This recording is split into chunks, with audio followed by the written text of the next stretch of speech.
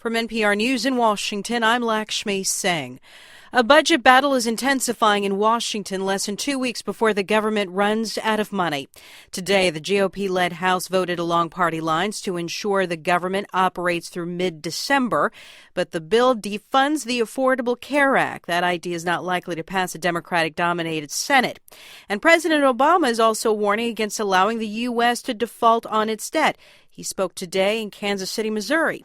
If Congress doesn't pass this debt ceiling in the next few weeks, the United States will default on its obligations. That's never happened in American history. Basically, America becomes a deadbeat. House Speaker John Boehner sought to reassure the public and financial markets that the GOP doesn't want a partial government shutdown, but he says it's up to Obama to deliver significant cost-cutting or revenue-boosting options Republicans can support. The Environmental Protection Agency is proposing stricter pollution limits on new power plants in the United States. NPR's Dave Mattingly reports critics say the changes will hurt the coal industry. The EPA is proposing the first national limits on carbon emissions, but only on future power plants. New limits for existing plants, many of them coal-fired, are due out next summer. EPA Administrator Gina McCarthy links global warming to problems such as extreme weather and disease. We all know that this is not just about melting glaciers. Climate change caused by carbon pollution is one of the most significant public health threats of our time. But critics argue it's cost prohibitive to update coal-fired power plants with the technology needed to meet the new pollution standards. They see this as phasing out the industry. Dave Mattingly, NPR News, Washington. Syria's Western-backed rebel group, the Syrian National Council, is denouncing Islamist extremists in the latest round of infighting between rebels seeking to overthrow the Assad regime. Tim Fitzsimmons has more from Beirut. The al-Qaeda-linked group, the Islamic State of Iraq and Syria, has been at odds with more secular rebels for months, and their schism is turning increasingly violent.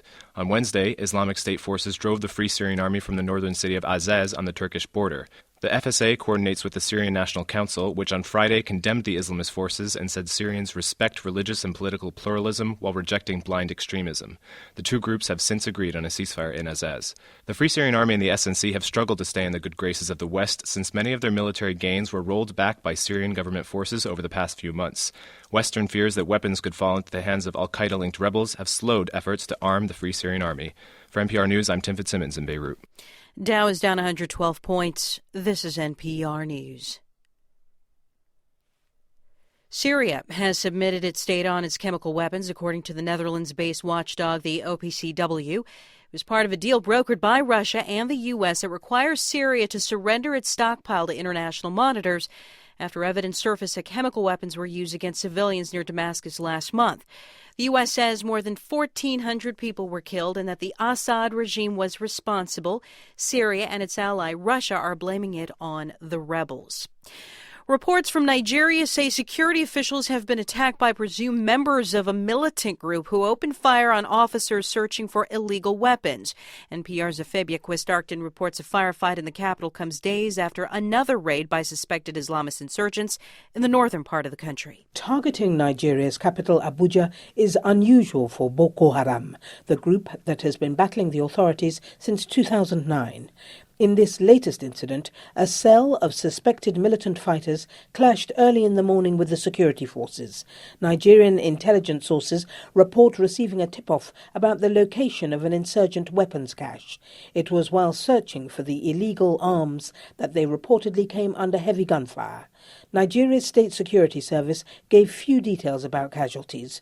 Boko Haram, which means Western education is forbidden, has vowed to topple the government and impose strict Islamic law across Nigeria.